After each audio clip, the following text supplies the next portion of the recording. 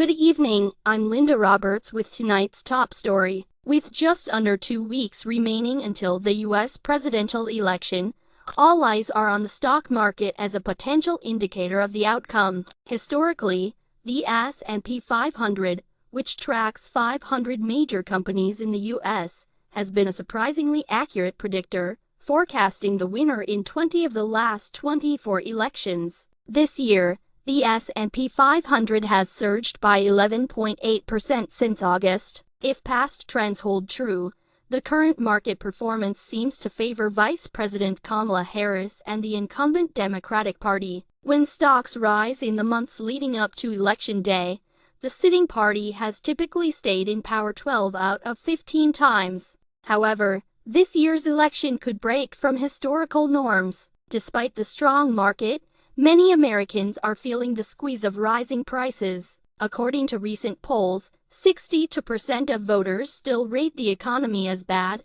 even though inflation is down and wages are rising. High living costs, particularly for everyday items, remain a concern for many. Additionally, the unpredictable political climate, with Donald Trump's return as the Republican candidate despite numerous legal challenges, has made this election anything but conventional. In fact, the last time the S&P 500 missed the mark was in 2020, when Trump lost to Joe Biden despite a positive market performance. With so many factors at play, while the stock market is pointing in one direction, voters may be looking elsewhere when they head to the polls on November 5th.